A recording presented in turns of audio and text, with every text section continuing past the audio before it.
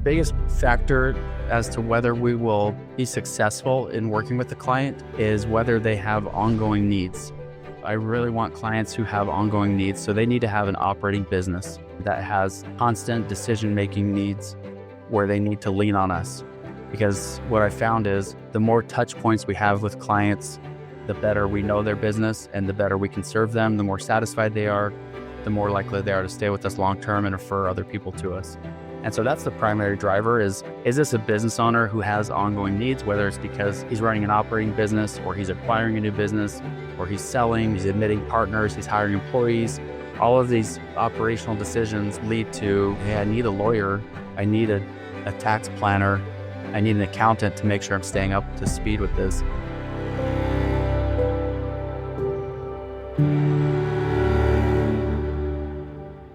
Welcome to the Seven Figure Accountant podcast. I am super excited to have Mike Payne with me today. Mike, welcome to the podcast.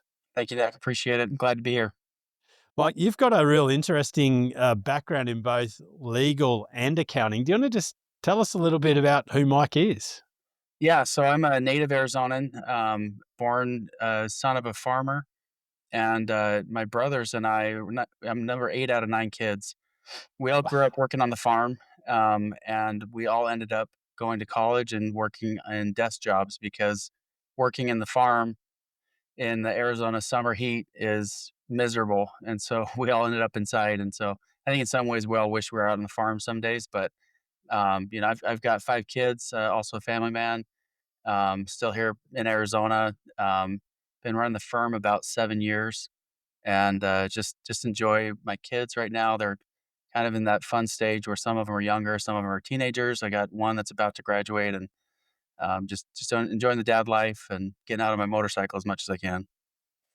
Yeah, awesome.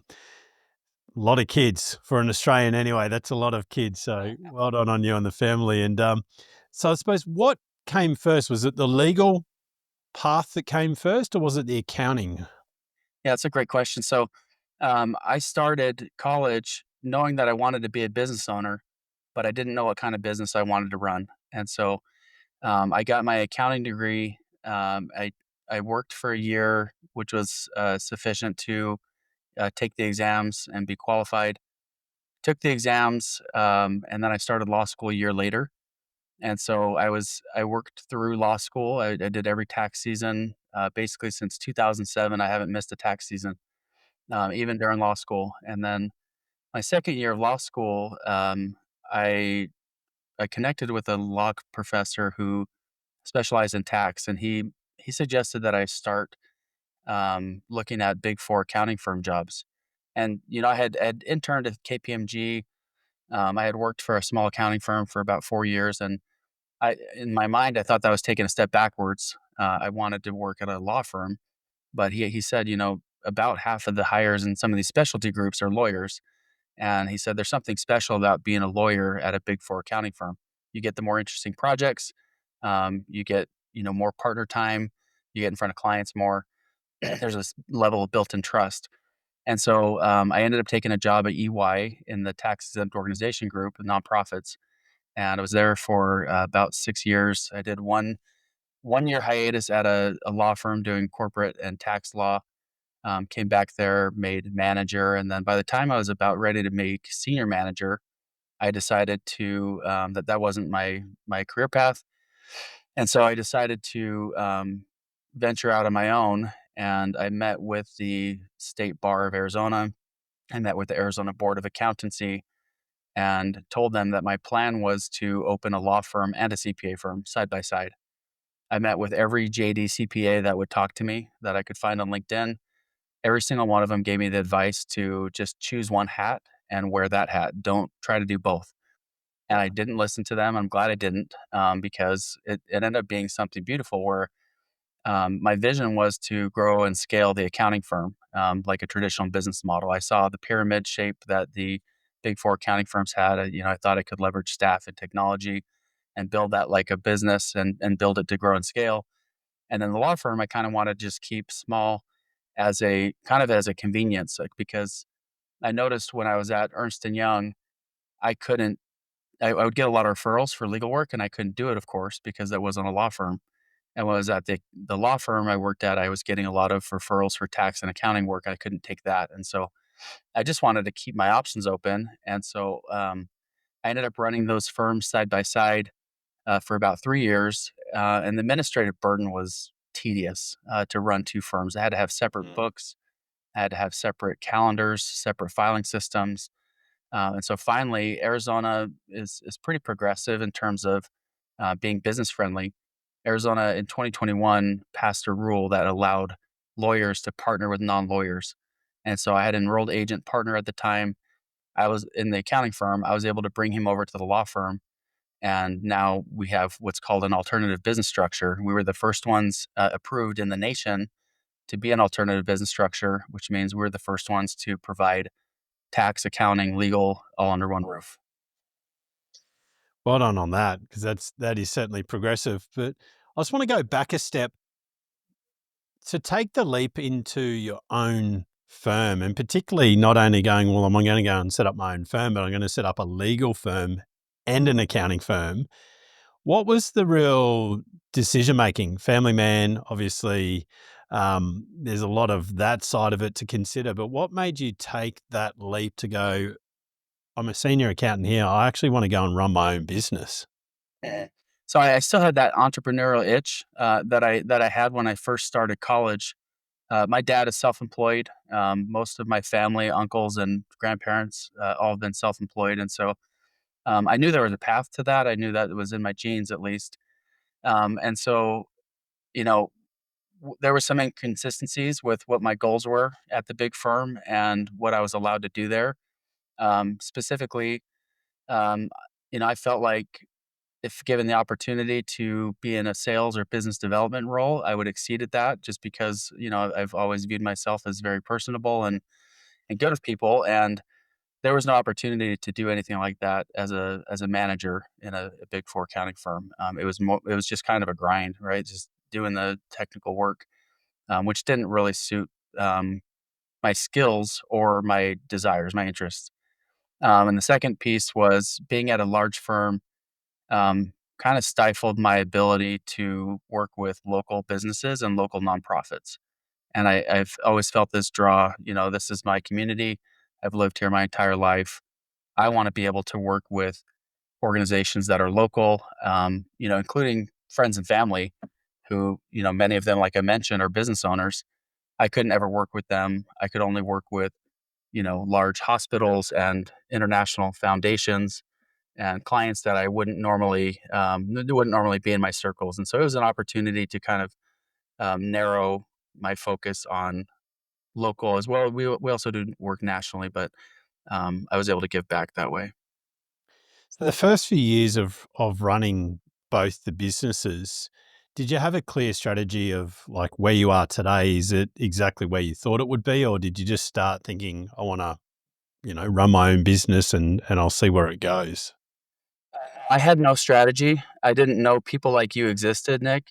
I didn't know about and I don't think it was as robust at the time. The communities on LinkedIn and the different, you know, mastermind groups and different communities that are now popping up that kind of focus on being a firm of the future. I hadn't read any books. I kind of just tried to figure it out on my own. And I actually remember somebody gave me the advice of you need to get a business coach. And I looked at my budget and I said, "There's no way I can get a business coach." And I think the coach I was looking at was like $500 a month. And I was like, I can't do that. I need to."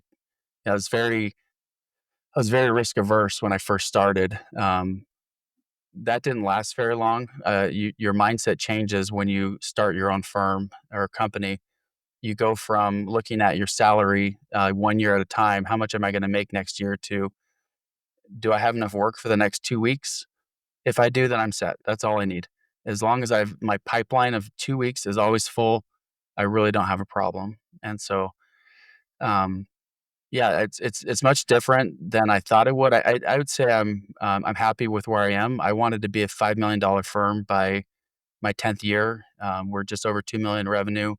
We've had some pretty big setbacks, so we've been able to overcome those, and We're growing. Last year we grew 40%, and we're just kind of steadily growing now. And it's actually a welcome rate of growth. 20 to 30% is about what we expect this year. We've done 100% year over year growth, and it's absolute chaos. And it's not something I want to do again. Yeah, I think there's two real stages or phases. The first one is that 500 to a million. It's messy, it's hard, and you've got to go backwards to go forwards. You've got to hire a team. You've got to become a leader. You've got to transition from the doing to the leading. And then that 1.3 to probably that $2 million range is the next barrier to push through. In the early days, if we rewind back to when you first started, what was the first hire you made and why that role? The first hire I made was a an all-in-one. She actually worked in the same office as me. She was working for a property management company, and I got to know her over time. And she expressed interest in becoming a paralegal. That's something she had done in a previous job, and so I hired her as a paralegal for the law firm. But she also did administrative work, and she also started doing bookkeeping. So she was kind of working in both firms, helping me with my calendar. Uh, when I first started, I was taking all the phone calls, and it was interesting. I left the big firm with 0 clients because I wasn't allowed to take any clients, and I remember I took a vacation with my wife. We went to Dominican, and we were there for a week. I had already formed my LLCs, but I hadn't launched formally. I got 4 calls that week, and those 4 calls became my first 4 clients.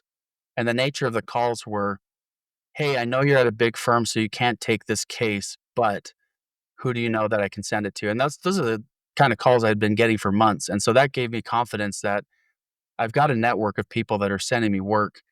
I have to kick it out to my friends, and I'm just going to start taking these calls. And those end up being 4 of my best clients. Some of them I think I still have one of them. Some of them have kind of, grown out of our service, and others, parted ways for different reasons. But it was incredible how those clients just kind of came. So the early days, I mean, that's a question of how did you get your clients? So your network was a big part of it. What other strategies did you put in place to make sure you always had that 2 weeks of runway of work? I didn't have any strategies. That was the problem. I didn't do anything proactively to get clients other than, the phenomenon that I've noticed is business owners want to hire other business owners.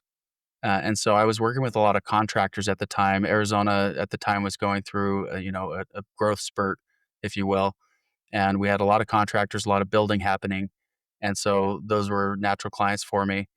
And it was just a referral based word of mouth. I found that in natural conversations, because of the combination of what I was doing with law and tax and accounting, every business owner needs one or two or all three of those services.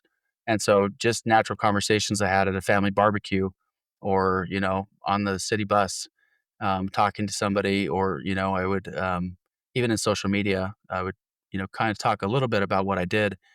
And it would always spur the interest of a business owner who would say, "Actually, I'm looking for a new tax guy. I need help with my books, or I've got this interesting legal dilemma. Could you help me?" And so it was just kind of get myself out there. The things I did do successfully is I figured out that financial advisors would be, I thought they would be good referral sources, and so I started getting to know on a very deep level 3 financial advisors. And I've been contacted by dozens over the years. I kind of figured out who my people are, and we've kind of closed ranks on let's just develop deep relationships with them. And those have been great referral sources for me over the years. I've been able to send work back their way. We've been able to collaborate. I basically what I did is I envisioned myself as in a hub and spoke model, myself as the hub, or our firm as the hub. And I thought about what do business owners need in terms of different professional services. And so I reached out to lenders, I reached out to bankers, I reached out to financial advisors, insurance reps, marketing agencies, IT companies, all of these ancillary services that wouldn't compete, but that I thought we would be targeting the same clients for different reasons. and just built a network organically with them. And I find the best way to build a referral network is to send them as much work as you possibly can, because that creates validity. That lets them know that you're a serious player, that you're in the same ballpark as them, because you're sending them their ideal clients. Now they want to feed you too. It's a great strategy, particularly, I mean, all stages of your business.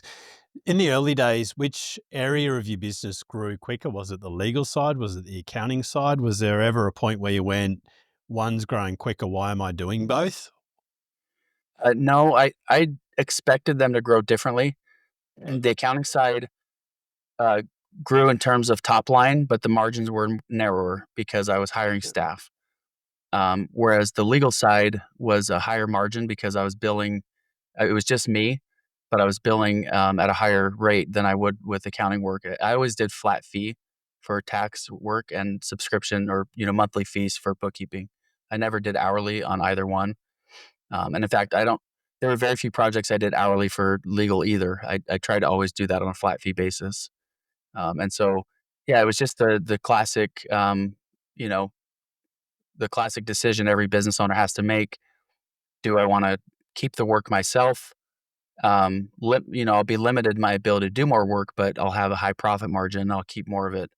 Or do I want to grow and scale? Take a more narrow profit margin, but build an asset that could be sold someday. And so I tried. I really was able to do both with the two different firms, completely different strategies. Kind of just kept the law firm for convenience because I knew work would spill over from the accounting firm over. Every business owner has legal needs that pop up from time to time, and I thought, within the practice areas that I was good at, I can take that work instead of referring it out. And what's the business look like today? I know that on your website there's 12 of you, including Oza, the dog. Yeah. Um, what's the firm look like today from a team point of view, and the split between legal and the accounting side?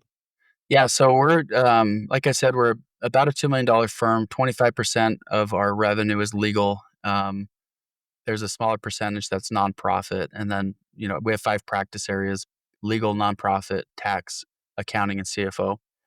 And so tax is our biggest revenue driver right now.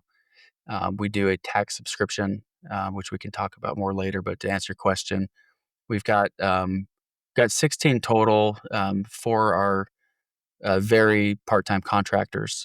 12 of us are pretty much full-time. And I've got two business partners. One is a lawyer, one's a CPA, and then I'm the hybrid that can interpret both languages.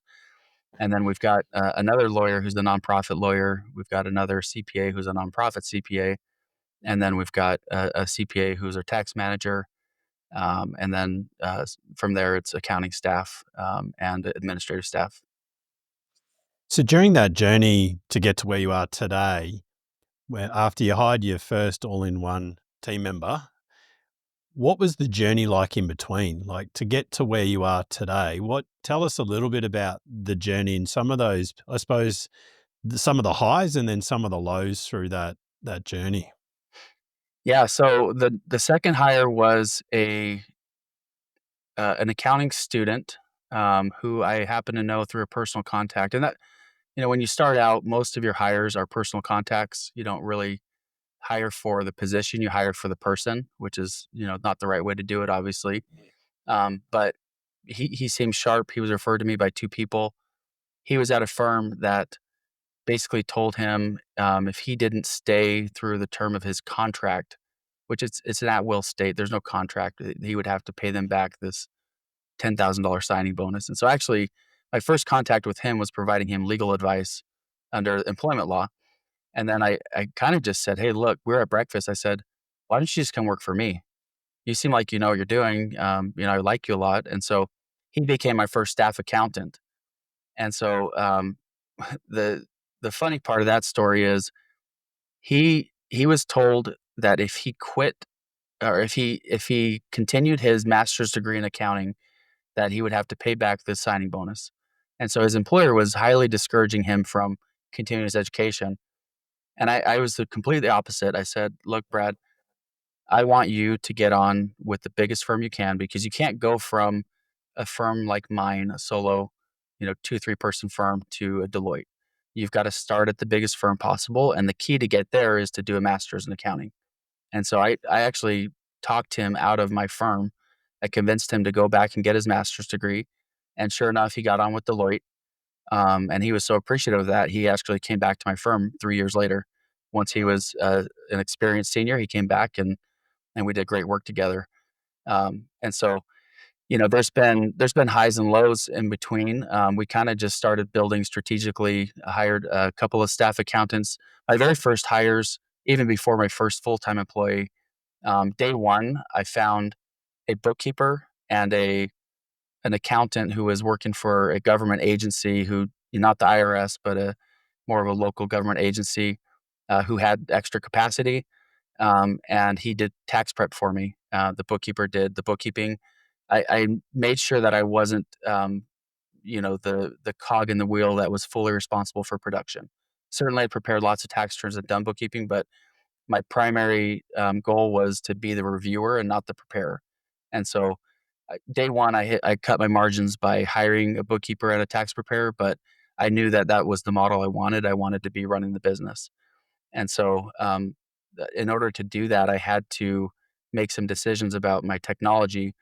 It was right about the time as 2017, QuickBooks Online was becoming better and better, and then, a tax product called, ProConnect, which is an Intuit product, had just launched. And so I decided that I wouldn't go down the path of getting a server. I would be cloud-based completely, and all of my technology would have to integrate with each other. And that allowed me to hire this, tax preparer and bookkeeper who were both in different cities and essentially worked remotely for me back in 2017, 2018, when that was starting to happen in the world, but it was pre-COVID and it wasn't as widely accepted. In fact, I wouldn't have been able to fit them in my office. When I got this office space, um, the guy that was in that office wasn't there that day, and so my buddy who rented it to me moved a desk into the corner and said, "This is where you're working." And a couple weeks later, the guy shows up and he's like, "Who are you? What are you doing in my office?" So I was like, "They told me to work here." So we ended up sharing an office and became friends later. Yeah, it's an interesting journey. So you've been around the industry a while and you've obviously progressed the firm. What do you think, what were a couple of the strategies that you implemented that helped you to get to where you are today, that if you didn't implement them, you'd still be in that, that struggle stage? Yeah, I think, the first one is finally biting the bullet and hiring the business coach. Um, Mm. I lucked out and found someone who not only was experienced in helping, his whole focus is entrepreneurs, but he also had a very, unique way of dealing with my neurodivergent mind. I've got ADHD, pretty severely, and I didn't discover this until I started running my firm. Wow. And it was a couple years of struggles and really just white knuckling and, beating myself up because I couldn't understand why my brain wouldn't focus.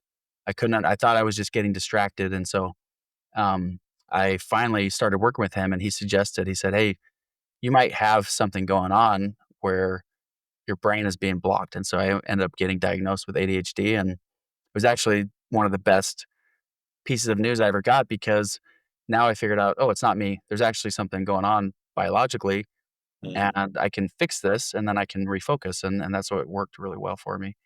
And so hiring the business coach was the first one. Um, I would say adopting a practice management system early on. That was something we didn't have unbelievably at the big firm. There was no central workflow system. And so every unit was responsible for tracking their own due dates and their own work. And I thought that was, you know, you know, we didn't miss deadlines generally, but it was because we spent so much time updating this giant spreadsheet all the time, updating the statuses manually. And then so I we adopted it was Intuit Practice Management back when Intuit and Carbon had a partnership. We again the reason we found that is because Intuit's technology, I think their CTO had posted something that this product was coming. So I bugged him on LinkedIn until he let us beta test it, and then we became the first adopter for Intuit Practice Management. Eventually, that dried up, and they just rolled us straight into carbon. But we were able to do that back in probably late 2020, Early um, days, and yeah. that was early for me. That was a couple years in. So the practice management system has been really beneficial. And then the other two things that have been really beneficial for me personally is hiring an assistant and an operations director or a practice manager. So basically a project manager to manage the workflow. My assistant's primary role, she does phones and faxes and mail and things like that, but her primary role is to monitor my email and protect my calendar. And I've told her what the role that I want to walk into the firm and I want to feel like an employee of my own firm.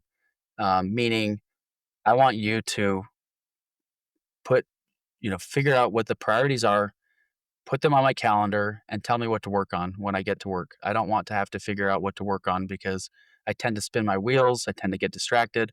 Mm. But if my calendar's full of, whether it's meetings or time blocks that tell me this is the priority, you have 30 minutes, get it done during that time, I find I can focus so much better.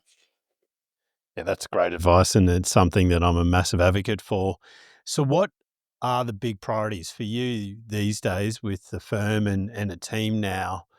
What are the big rocks that you focus on? What is your role? Yeah, so we actually just did our planning for our quarterly planning meeting. We did our pre-meeting on that and wrote out our agenda. Our biggest rock right now is we've got some issues with the integration between carbon and ignition, and it's causing some confusion. We've got duplicate work items, just some cleanup there that has to be resolved, and so that we can get carbon. We basically just need to do a tune-up on our carbon. That's our number one priority. Um, we also had a this is a not necessarily wasn't a rock a week ago. I'll tell you that. Last week we had a phishing email incident within our firm, and some emails went out that appeared to come from our firm, and so I spent the last 3 days of last week addressing that. Luckily, I have a good friend who owns a firm here in the states who reached out to me and offered his IT guy to come in and clean that up. And so that was a big relief for me, but it also kind of opened my eyes to the firm that we're using for IT security. Uh, Probably was fine for the size we were when we signed with them, but they're not going to scale with us, and they're not giving us what we need now. And so that became a very urgent priority. An urgent rock was to get our data security in place. Luckily, we have cyber liability insurance, and everything's working out properly. Um, and the other thing, I guess the other priority is just making sure we have all of our spots filled with the right people. We've got a few hires that we need to make in the next few months, and that's traditionally been my role. Is to I have a very specific process that I use when I'm looking for talent using LinkedIn Recruiter. But fortunately, we just hired our first sales director. We're kind of starting to hire out our C-suite now that we're over 2 million. So we hired a fractional COO. My business partner is our CFO, and he runs our fractional CFO group. But we hired a sales director for the first time. So we actually are putting in, and this is part, what our other big rock is creating a sales strategy, a marketing strategy, actually going out there and trying to be proactive about getting the clients we want instead of just waiting for the phone to ring like we've done traditionally. It's a big move, but one that obviously will propel you to that next level. So, with the growth that you've had over, particularly in the last couple of years, what are the things that have been driving that growth, and where do you see the business in 5, 10 years time? Um, so we launched a couple of new service lines, which essentially climbing the vertical. We already have a good client base. Primarily, well, so let me start with this. We previously did tax preparation for individuals as well as a subscription model for business owners. I've had this thought for a few years. I've been advised to do this. I've been hesitant. I've been scared. I finally decided this year that we were going to cut the a la carte 1040s. So any business or personal tax prep that wasn't associated with a subscription, we disengaged, sent them on to referral partners, and we're doubling down on our subscription model. And so, what it did was it freed up a tremendous amount of capacity for my tax managers to just focus on our 80 to 90 tax subscribers. So that's been fantastic. We launched the CFO service. So that was immediate revenue in the door because we have the clients already. So we were able to leverage that, and handful of clients, current clients, signed for that immediately. My business partner also was able to bring in his own clients, which is great. And then we rolled out. We had started with a tax subscription. That was the first kind of subscription model that we started with, and that was actually pretty early on. I didn't like sending big bills when the tax return was done because I found that I got into a lot of discussions about fees and the reasonableness of fees, and I didn't want to have to justify my time. And so we essentially started a subscription by accident. We took the cost of the tax return and told them we would essentially finance it for them. We would spread it out over 12 months, and that's what their prep fee would be. And then as long as they were working with us, they wouldn't pay anything more at year end, unless there was a significant change in scope. And then eventually we figured out, well, we need to build in some margin because one thing I didn't like about the big firms was every time I got a phone call, I had to track my time and I had to bill the client. And I think that's terrible for the client relationship. I think it encourages them to figure out stuff on their own, especially with the tools available, with AI available now. Clients will figure it out on their own if they don't have to pay you 75 to $150 every time they call you.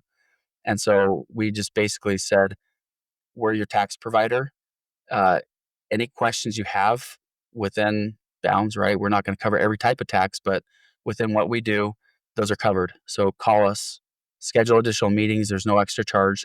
And so we did build in a consulting fee or an advisory fee for that, in addition to their monthly tax prep fee. Um, Eventually, we realized we were onto something there, and we probably had that model in place for about 4 years.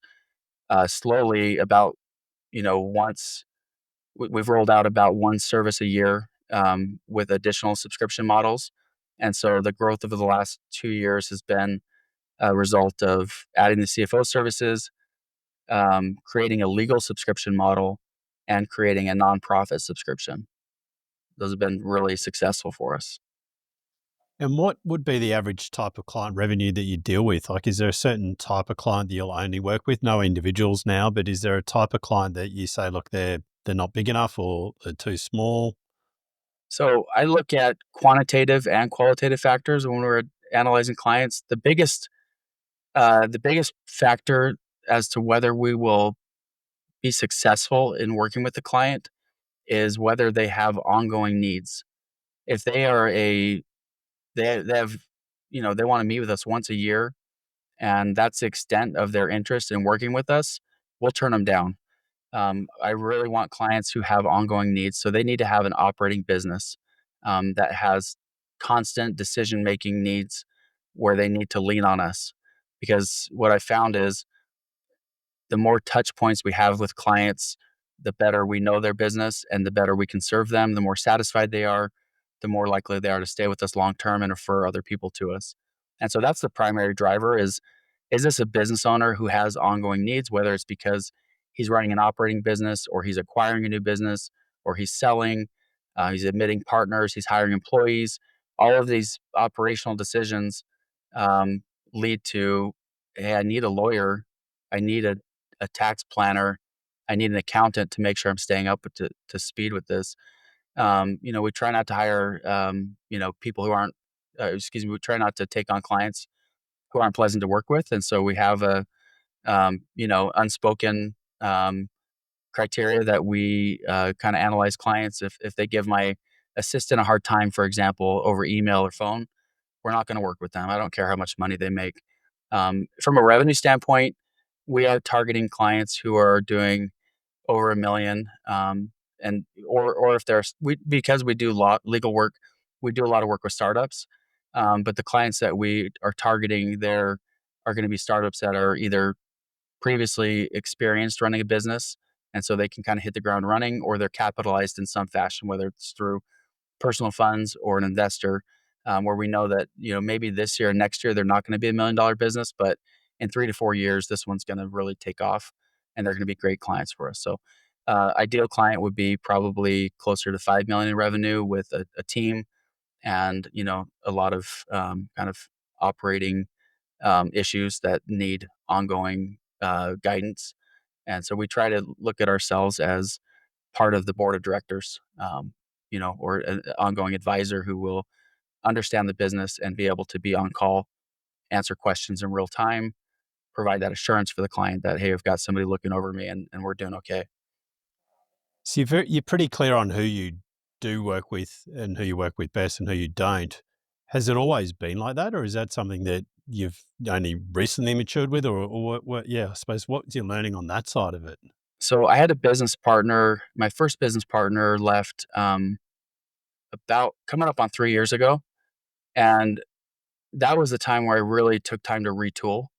That's when I really got specific as to who I wanted to work with. That's what I did. I redid all of our pricing, and in some ways, it was a blessing because he took about $500,000 in revenue, but a lot of the revenue he took was legacy clients who were used to paying our old fees, usually lower fees.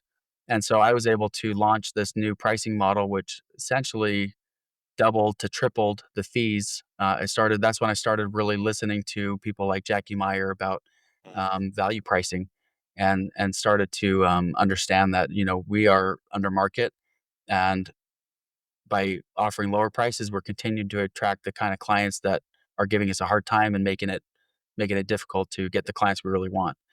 And so, you know, it took some time to do that, but everything, it was kind of this 6 month, almost a hiatus, where I kind of checked out of the production. My team kind of carried me during that time, but we emerged with essentially you know, not a fully new, but a new and improved business model. The One of the biggest things I did during that time, and it took me entirely too long, but I created a pricing tool, because I figured out that I was the bottleneck for every proposal that went out. We were using Ignition at the time, but every single proposal that went out was a judgment call, and they always ran it by me, and I always wanted to be in control of that. And so finally, I created this comprehensive Excel spreadsheet, this workbook, where I listed every single service under every practice area that we would ever provide, and then I basically figured out what it would take for us to provide that service in terms of uh, personnel and time, and figured out what our cost would be, in terms of real cost. This person has a cost rate. This is how much time it takes. Maybe there's an admin, and then there's a staff, and there's a senior and a manager. So maybe this project would cost me $450. And then I would look at the market rate and that was the toughest part, was figuring out the market rate. But I would do the research, poll my friends, and figure out what the market rate is for that project. And then I would say we need a 50% profit margin. And so if the cost was $450 and the market didn't charge at least $900, we wouldn't provide the service. We scrapped it. But as long as I could charge $900 or more and be within market, that's a service that we decided to provide. And so that's the strategy. That's kind of how we came to it. And so now we have a system where anybody on my team can upsell. Anybody on my team can quote a fee for a bookkeeping project, for example, without having to go through me. They can just create a note in Carbon, and we have an admin who does our proposals and billing. You don't have to communicate the prices to her because those are already set. It's a true price schedule. Not very very few things are subject to um, you know it, subjective pricing anymore. Everything is just kind of built out. And that's a key thing that I recommend all firms do. If you're listening to this and you haven't reviewed not only your client base recently, but the profitability per product/service that you offer, it's an absolute game changer when I get firms to go through and do the profitability per service, they realize the services that are really profitable and ones that, they either should consider not doing or actually pricing it appropriately. Mhm, It's a very interesting exercise to go through. mhm. Well, you've mentioned a few times partners within the firm. So you obviously had a partner exit. You've got partners now. What made you go down that path of bringing others into the ownership or equity scheme of your business, particularly with it being quite unique? Yeah, I'm a firm believer in partnership with the right partner is an equation of 1 plus 1 equals 3. Um, I think there's some non, tangible aspects, to a partnership, things like having somebody in the trenches with you that, really just understands what you're going through. There's this emotional support that is really beneficial for me.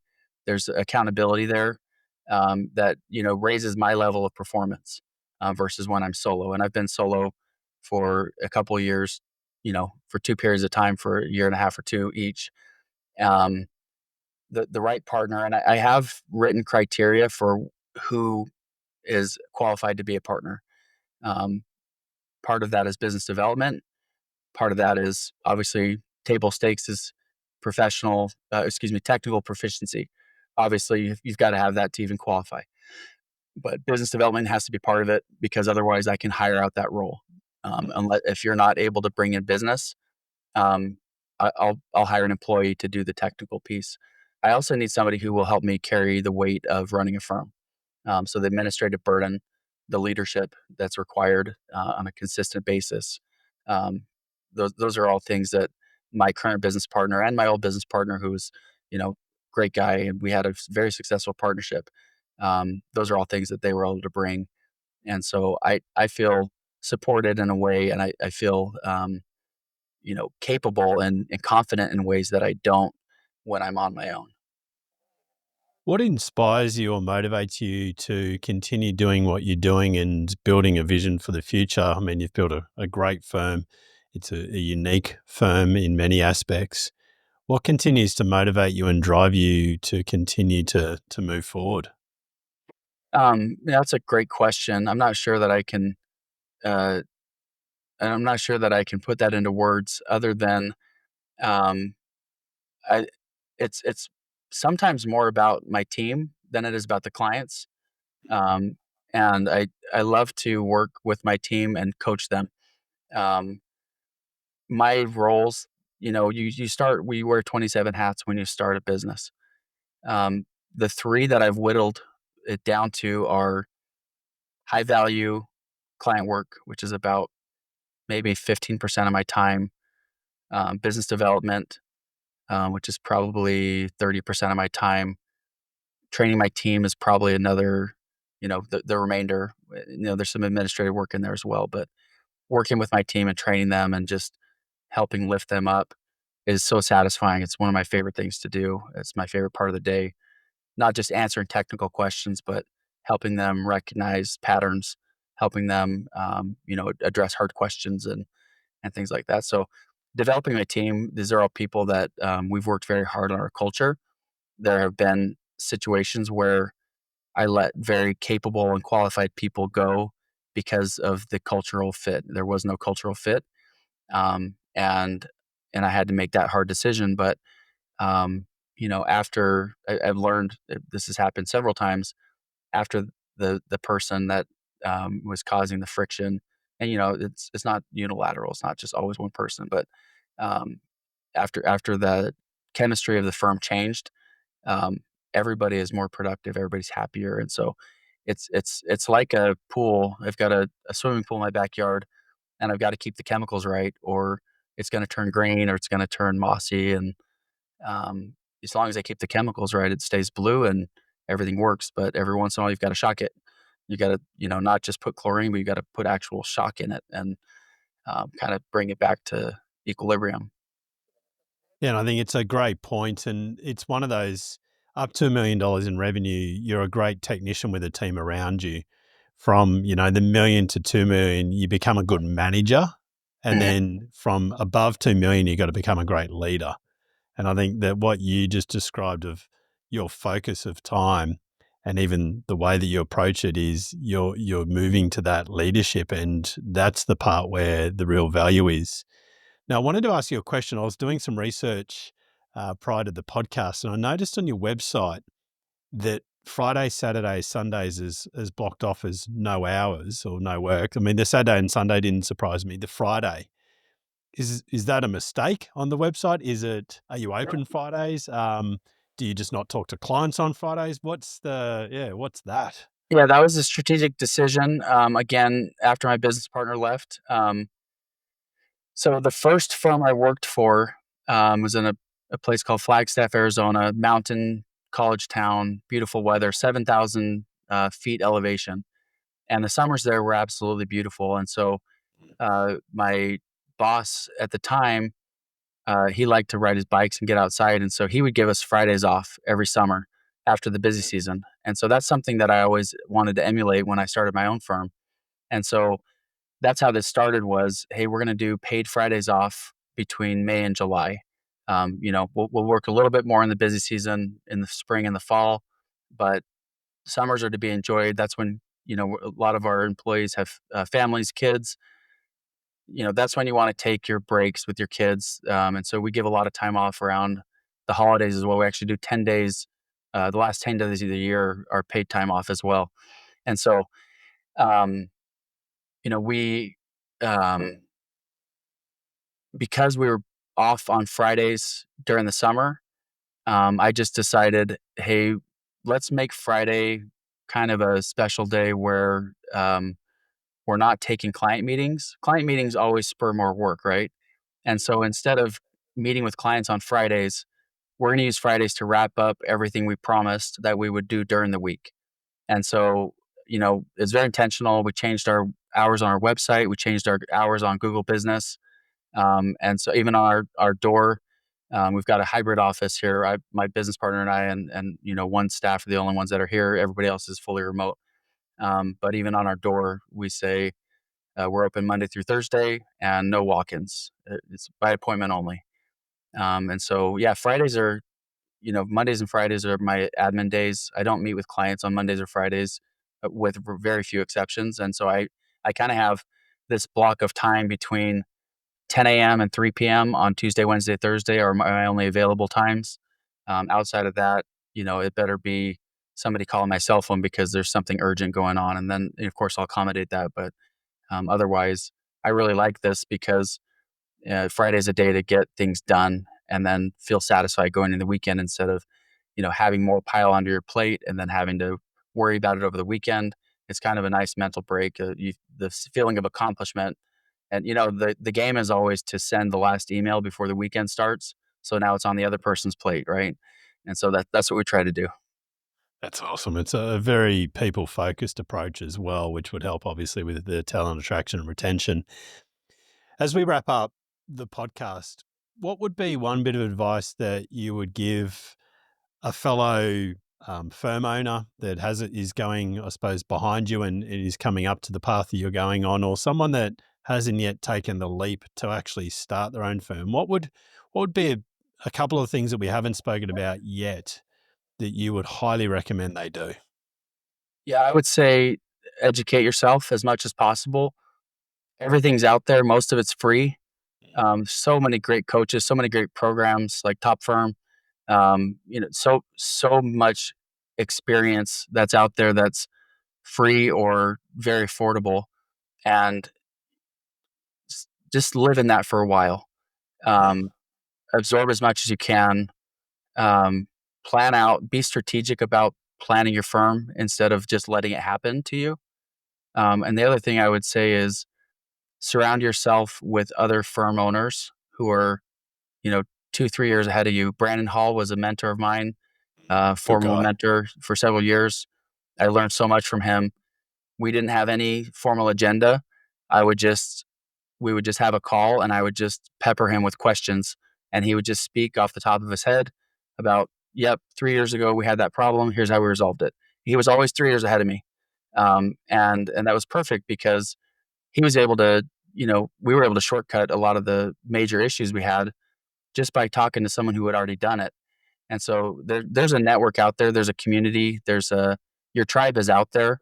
LinkedIn is where I've found a lot of the people that I connect with, and most of my efforts on LinkedIn are not to get clients. It's to connect with other firm owners who I can give back and help them sometimes.